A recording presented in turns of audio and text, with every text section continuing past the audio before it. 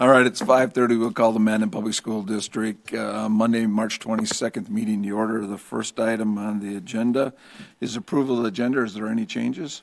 Dr. Bitts? Correct. I'd like to add an item letter E to new business, and that would be review and consider approval of a resolution authorizing a coal development trust fund application.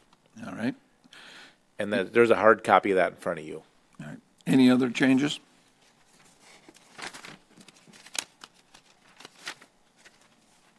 Seeing none, what are the wishes of the committee? Board? All right, Mr. Peters has moved to approve the modified agenda. Do we have a second? Second. Mr. Uvestal seconds the motion. Any further discussion? Seeing none, Ms. Oval, please call roll. Yes. Yes. Yes. Yes. Yes. Yes. Next item on the agenda is public communications. Is there anybody in the audience who would like to address the board? Anybody like to address the board? I see shaking heads no back there, so we'll move on to the administrator's report. We'll go to the legislative update. Dr. Bitts? I do have a hard copy of this in front of you. I just picked, I think, 8 or 9 bills on here that I'd like to update you on. And if you have any questions on any other legislation, we can try to answer that as well.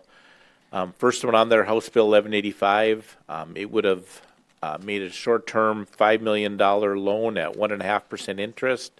That passed the House. It was killed in the Senate. So that's off the table right now. House Bill 1186. It would increase the amount in the state school construction loan. Right now we have a $10 million loan. It would increase that to $20 million at 1%. That passed the House, had a hearing in the Senate. I'm not real optimistic that that's going to pass. I believe there's going to be the third bill down there, Senate Bill 2284 is the big funding bill. And I think they're going to put in some loan dollars in that. We had a meeting with a few senators and representatives, and I'm not exactly sure what that's going to look like, but I do think there'll be some additional loan dollars through that. Hopefully we qualify for those dollars. Right now, the per pupil payment is at 3% increase each year. We were hoping that was going to increase. They just heard their revenue forecast last week. I'm less optimistic after they heard their revenue forecast that that's going to increase, but hopefully we get 4%, maybe a 4%, 3%, or 3%, 4%, but we'll just have to, time will tell where that's going to end up. House Bill 1019 is funding for new and expanding CTE programs and may also include an adjustment for the inflation of the CTE program. It passed the House. Dr. Fosnot was over and there was a hearing in the Senate. We're still hoping for some inflationary dollars. We're still hoping for money for new and expanding programs, so hopefully that's going to go through.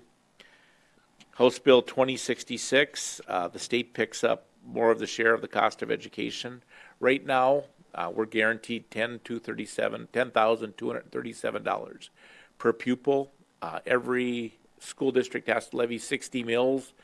Whatever they generate with 60 mills, the state will fill in the gap to get you to 237. That right now is a pass the Senate and headed over to the House. That would lower our required levy to 40 mills. So it would be a 20 mills of property tax relief for our patrons. The Senate is trying to do property tax relief and the House is trying to do income tax relief. How that's going to shake out in conference committee over the next month, we'll have to see. But there'll be some combination of property tax relief, income tax relief, or maybe a little bit of both. And I'm not exactly sure how that's going to look. House Bill 1532 sets aside $24 million for private school vouchers. It passed the House. There was a hearing in the Senate last week. We're hoping, I guess we're not opposed to that happening. We're just hoping that the same accountability rules apply to the private schools. In other words, that they have to submit an audit, that they have open records, open meetings, like we do too. We just feel that everybody behaves better when you're accountable for the dollars you get. House Bill 1270 is an interesting one.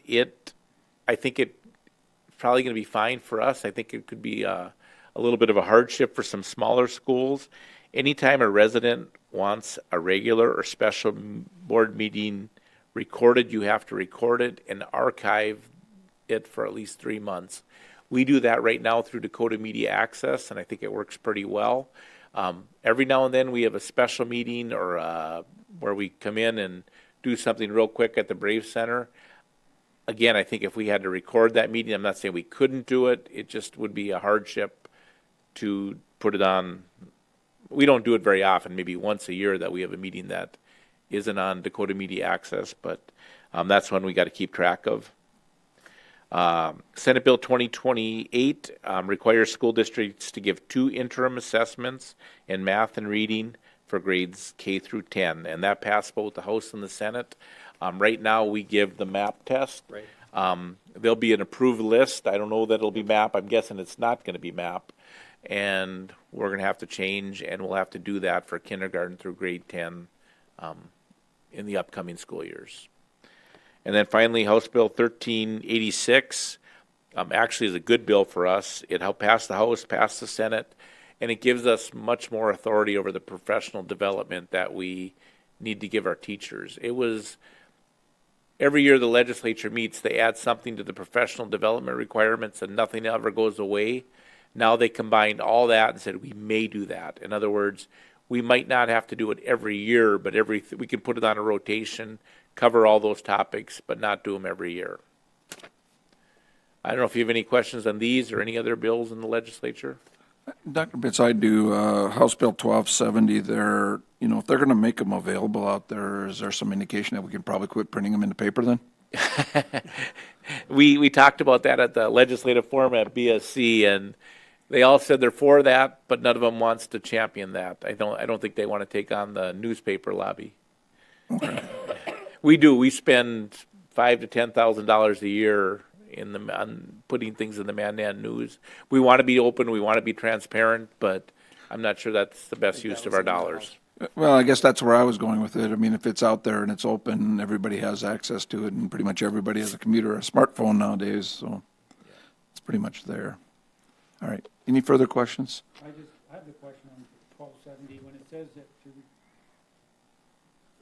record it.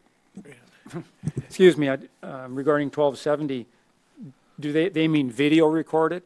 It didn't say. I assume that they mean video I thought record. they meant video or audio, but I thought it was video is what they were shooting for. And I think it's one of those things where we talked about when we have a meeting a special meeting in our office, I don't even remember the last one, but when we do that, we might just have to iPhone record it and then post that onto the web. I mean, there are times you want to make a hire or accept a resignation and do it like over the phone. I think that would be the challenge, is like, you normally don't do that with our system, and how would you do that? And then I think, as Dr. Bitts and I have talked about, is where are you going to archive that? Even for 3 months, where are you putting that in a secure location or somewhat shareable? That becomes a challenge. Like, just going to go on a Google Drive somewhere? How do you do that so you can share it with your patrons? So. Okay, thank you. All right. Any other questions? Any other questions? All right, thank you, and thanks for being over there. Both of you spend a lot of time over at the legislature. Thanks for being over there representing us. Appreciate it. We'll move on to elementary boundary maps on the website. Dr. Bitts and Dr. Fashionat, I think you're both going to tag team on this one. Go ahead. We are. I think I'll do the talking and Jeff will do the work.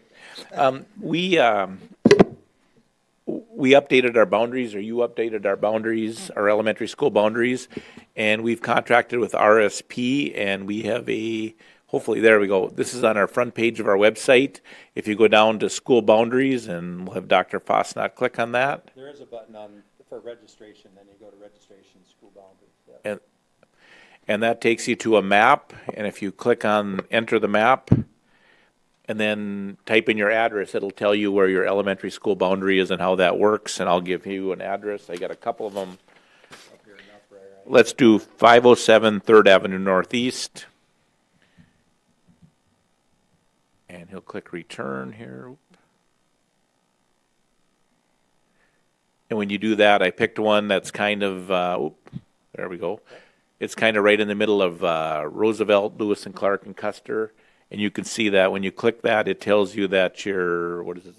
It's in the Mary Stark boundary. And then I'll give, yep.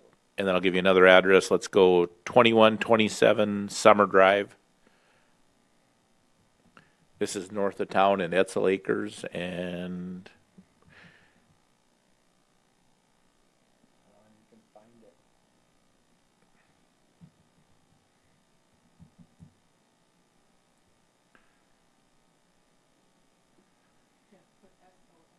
yes, S-O, you have S-U, there we go. 2127. S-O, S-O, sorry, I don't know my own addresses, obviously. There you go. there you go, and you can see that that tells you in the Lewis and Clark District, Mandan Middle School, Mandan High School, so I think it's a nice tool for our parents to be able to use to see their new boundary, That's good. yeah. I like that. You know, that'll work out really well. I think even, you're planning to leave this up permanently, right? It is, it's gonna be up. You know, because I think that'll really work well for individuals looking to buy houses, so they'd have an opportunity to look at a street address and be able to see kind of the schools and things like that that are out there. So I think that's a really good benefit. And we do try to accommodate our parents when they do have a request and they want to attend a school outside of their boundary. If we at all can make it work, we definitely try to do that for them. Okay. Yes, go ahead. I have a question. At one meeting, we talked about the rural areas. What did we decide on those? South of town, I'll see if he can go back in here. North of town is divided between Lewis and Clark and Red Trail. South of town is that big purple area. We have a flex area, which means it's based on our bus route availability. Not every bus goes to every school. It's based on the enrollment in that school in the grade level you're looking at. And thirdly, it's based on parent request. So, Okay, any other questions? Not. Thank you. Nice addition. And then we'll go to the update of the 2023 school board election. Mr. Legacy. Yeah, just a quick update reminder, our school board election is set for June 13th. The filing deadline for candidates is April 10th. And I just kind of want everybody to know that Ms. Peel, Ms. Huvestal, Mr. Haugen have all filed paperwork to run for re-election this year. All right. Any questions on that? And I imagine we'll have to select a polling place here shortly, right? We will, yeah, we'll have that coming at one of our upcoming meetings, and I'm assuming our polling place will be at the Brave Center like we've done in years past. All right. Okay. Any questions? If not, we'll move on to the consent agenda. Dr. Bitzer, do you have something else? Okay. We'll move on to the consent agenda. And the consent agenda, we have a bunch today.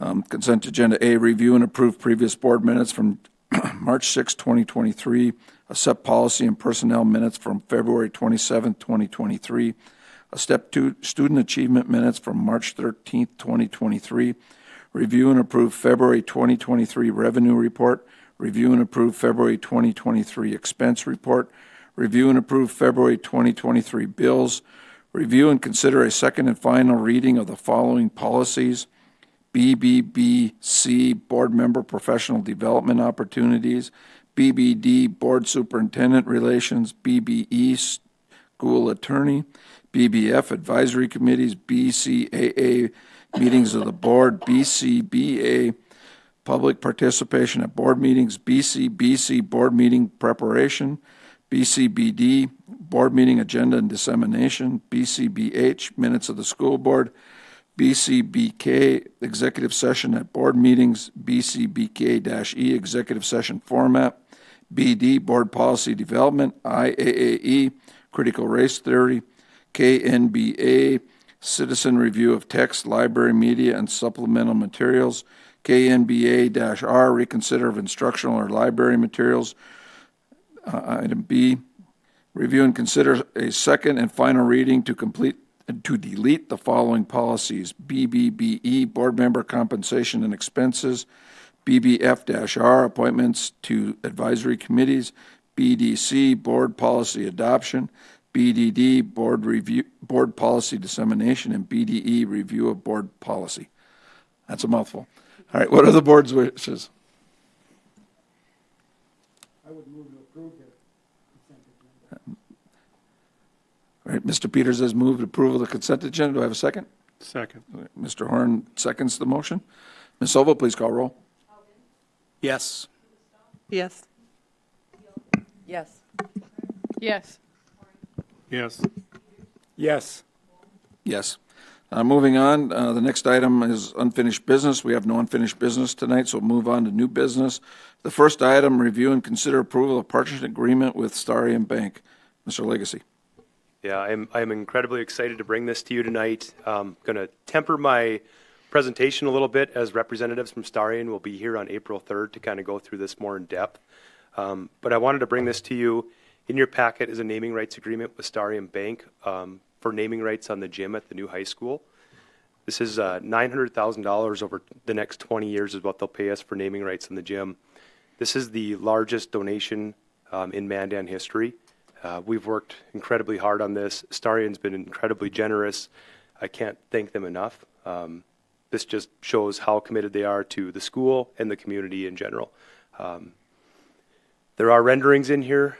There's a little bit more detail, but I would really like to wait to show that off when Starian can be present. So I would recommend approval of this tonight, and April 3rd we'll kind of go through a much more in-depth presentation. All right, sounds good. And thank you all very much for working on this. I know you spend a lot of time working with them to get this all taken care of, so thank you guys. And thank you very much to Starian. I mean, this is a big deal for us. I mean, it allows us to build the school that we want, so thank you. All right, what are the wishes of the board? I'd make a motion to approve the partnership agreement with Starian Bank. All right, we have a motion by Mr. Horn to approve the partnership agreement. Do we have a second? Ms. Beal seconds the motion. Any further discussion? You can tell the excitement of everybody on the board's trying to second the amendment, so. Any further discussion? Seeing none. Ms. Silva, please call roll. Yes. As proud as I am of the partnership, I would abstain from the vote as an employee. Yes. Yes. Yes. Yes. Yes. And again, we would like to thank Starian Bank very much for their support of our community and to the school. It's greatly appreciated, and we look forward to seeing you at the next board meeting. Looking forward to that. All right, we'll move on and review and consider a revised Mandan Public Schools strategic plan. Good evening, board members. Hopefully you've had some time to look at this in your packet. Each year the Student Achievement Committee works on your strategic plan, makes revisions, and brings those for your review and consideration and approval. This has been through that process this evening. I'd like to just hit a couple key points and then take any questions you have. I think the one large change which we got from one of our committee members that brought forth is just adding another demographic to our groups and when it comes to student achievement. When we talk about focused areas, we've been really focusing a lot of our goals on students that have or free and reduced lunch or Native American population. We've added EL students to that this year. I think you'll see that in the plan. The rest, a lot of it's remained unchanged, but I will focus your attention on this page aside from the data.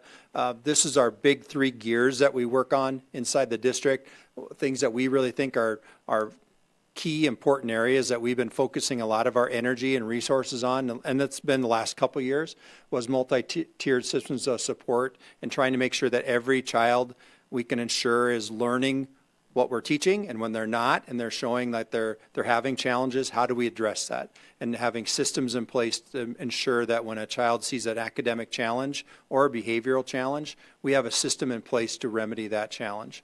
And that's been for a couple of years, we've been working on that. We are working on a skills-focused curriculum. I'm sure you've heard that already when we're looking at essential standards, focusing on skills, focusing on scales, so we can better articulate to our parents what our kids know, what they don't know, and then what are the next steps to get to what we want them to know. And being very clear about what skills we want our kids to have when they graduate or move grade to grade. And then professional learning communities we've had on there for several years. A lot of the driver of change inside your school system comes from your educators working together. They are the most important gear inside of our organization as far as driving systemic change and ensuring that every kid's successful. So we put a lot of time and energy into our professional learning communities with our educators. So after that page, you'll see the goals, which again are unchanged. Again, we added that English learners to some of our goals, and then we get into the student achievement section. Again, if you've seen this before, we just continue to show those same graphs, those same state reports, so you can keep an eye on how we're doing year to year. I think we've seen a little bit dip in our graduation rate, but that wasn't completely unexpected. We're hoping to see that recover. And we've already talked about our Choice Ready data this year. That impacted our high school significantly and why they're a TSI school. I do think they've worked very hard all year to address that, and we should see that rebound this next year. I guess if you'd have any questions, I would take any of your questions. Those are the big changes. All right, any questions for Dr. Foshnot? Seeing none, what are the wishes of the board? I'll move to approve the revised MPS strategic plan. All right, Ms. Huvestal has moved to approve the plan. Do we have a second? Mr. Haugen has seconded the motion. Any further discussion, comments, questions? Seeing none, Ms. Silva, please call roll. Yes. Yes. Yes. Yes. Yes. Yes. Yes. Next item on the agenda, review and consider approval of open enrollment agreement seeking a deadline waiver. And Dr. Foshnot. board members, these should be in front of you so you can see them. Two third grade students asking for a deadline waiver because they've just moved. And they'd like to maintain their attendance in Mandan. All right. Any questions? All right. What are the wishes of the board? Thank you. I've moved to accept the open enrollment. All right, Mr. Peters moved to accept the open enrollments. Do we have a second? Second. Ms. Beal seconds it. Any further discussions? Questions? Seeing none, Ms. Oval, please call roll. Yes. Yes. Yes. Yes. Yes. Yes. Yes. Next item on the agenda, review and consider approval of the following teaching contracts. Shelby Bowl at Elementary, Lexus Martell Elementary, Tabitha Schmidt Elementary, and Rachel Southam, Mandan High School English. And if you could indicate why that doesn't say the schools on those for those three as you go through that, Mr. Foshnot, that'd be great. Dr. Bitts? Dr. Bitts, take that. When I say we, the elementary principals and I are currently going through all the transfer requests we have from our existing employees, whether they want to teach in Lakewood or stay in their school or go to another building. We're trying to honor as many of those as we can and have these new teachers that we're hiring, I guess, fill the vacancies that remain. Some of these very well may be at Lakewood, but we're trying to, right now we haven't got through that, we're still going through that process. All right, thank you. I guess what I was going to, that was a great question, but I was going to commend how many applicants we had. The elementary principals, Dr. Bitts, got right on filling these elementary vacancies, and I'd make the same commendation to my high school team. You already approved 3 high school teachers last time we were together. This is the 4th one. They've been very diligent getting after these vacancies very quickly. So we'd recommend approving all of them. All right, that's great. And it's great to see a lot of applicants coming in, and some of these are harder to fill positions, so it's great to see that. All right, what are the wishes of the board? I'll move to accept the 4 teaching contracts. All right, we have a motion by Mr. Peters. Do we have a second? Second. We have a second by Mr. Haugen. Any further questions or comments? Seeing none, Ms. Oval, please call roll. Yes. Yes. Yes. Yes. Yes. Yes. Yes. Shelby, Alexis, Tabitha, and Rochelle, welcome to the family. Nice to have you. We'll move on, review and consider approval of a resolution authorizing a school construction loan application through Coal Development Trust Fund. This was an add-on piece of the agenda. You should have a copy of that in your file that you have right there in front of you, and we'll go forward with Dr. Bitts. Yeah, school construction loan applications, whether they're through the Coal Development Trust Fund or a regular one, are due March 31st. That's the date, which is coming up quickly. We were kind of hoping that the legislature was going to let us apply for up to 5 million at 2%. And I still think with conference committees and other things, there's a chance that may happen. This is our last board meeting, though, in March before we got there. So I visited with Scott Wagner, our bond counsel, today, and I guess I think our best path forward is to have you approve this resolution, to have us submit an application, just so that it's on file. I think if the rules change in the Coal Development Trust Fund and we can borrow 5 million, I'm hoping that the state will let us amend it, but at least we have an application in. If we only get 2 million at 2%, we'll take it. Hopefully, like I say, it's expanded, but the deadline's coming. The rules are still being set by the legislature, so I just don't think there's any harm in us submitting the application and seeing what happens. All right. Thank you. And it, by this being submitted, we go from 4 or 5%. We don't know where we're going to end up in the current rate environment to a 2%. So if we can get some additional money here, that just helps save money for everybody within Mandan. So Absolutely. I think thank you very much for doing this. we'll take all the 2% money we can get. Yes, Yeah. we can. All right. What are the wishes of the board? I would move to approve the coal construction loan application. All right, we have a motion from Mr. Haugen. Do we have a second? Second. We have a second from Mr. Horn. Any further questions or comments? Seeing none, Ms. Oval, please call roll. Yes. Yes. Yes. Yes. Yes. Yes. Yes. Next item on our agenda is future meeting dates. March 23rd, Health Insurance Committee at 4 o'clock in the Brave Center Boardroom. April 3rd, regular school board, 5:30 in City Hall. April 17th, regular school board at 5:30 in City Hall. Is there any other meetings that should come before the board? Seeing none, meeting's adjourned. Thank you.